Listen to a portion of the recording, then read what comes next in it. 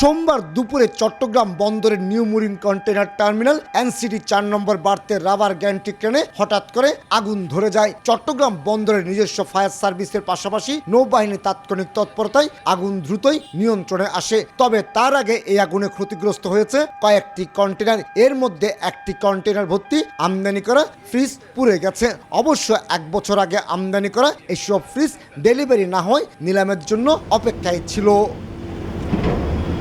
এই আগুন দ্রুত নিয়ন্ত্রণে এনে ক্ষয়ক্ষতি কিংবা বড় ধরনের বিপর্যয় এড়ানো গেল। বিভিন্ন শেড এবং ইয়ার্ডে পড়ে থাকা কেমিক্যাল ও ধ্বংসযোগ্য বিপজ্জনক পণ্য কন্টেইনার চট্টগ্রাম বন্দরের কাছে আতঙ্কের কারণ হয়ে দাঁড়িয়েছে। কন্টেইনার পূর্ণ হয়ে যায়, অনেক ক্ষেত্রে লিকেজে, অনেক সময় এটার যে সাবস্ট্যান্সগুলো রয়েছে সাবস্ট্যান্সগুলো হয়তো বা তার যে ক্যারেক্টার যেটা থাকার কথা সেটা থাকে না। সেই ক্ষেত্রে আমাদের অতিরিক্ত সতর্কতা নিতে হয়।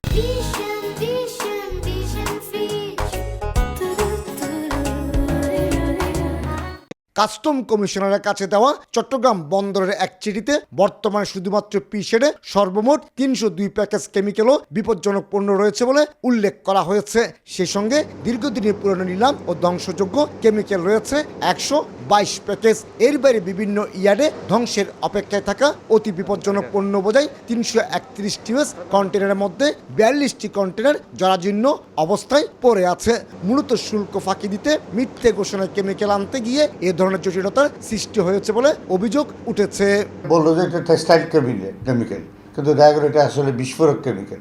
তো এগুলি যখন কাস্টম চার্জ করে আপনার কী বলে এটা ইনভেন্টরি করে, তখন দেখা যায় এই পণ্যের সাথে ডিক্লারেশনে মিল নাই। চট্টগ্রাম কাস্টম হাউজের পক্ষ থেকে বারবার চেষ্টা করেও উচ্চ আদালতে মামলা বিচারাধীন থাকা সহ নানামুখী জটিলতায় বিপজ্জনক এসব কেমিক্যাল যেমন নিলামে বিক্রি করা যাচ্ছে না, তেমনি ধ্বংসের ক্ষেত্রে রয়েছে বাধা। তবে সাম্প্রতিক সময়ে বিপজ্জনক কেমিক্যালগুলো ধ্বংসের জন্য তৃতীয় একটি প্রতিষ্ঠানের সঙ্গে চুক্তিবদ্ধ হওয়ার সিদ্ধান্ত নিয়েছে চট্টগ্রাম কাস্টম হাউস। মন্ত্রণালয় থেকে অনুমতি সাপেক্ষ চুক্তির পর এসব কেমিক্যাল ওই প্রতিষ্ঠানের কারখানায় ধ্বংস করা হবে।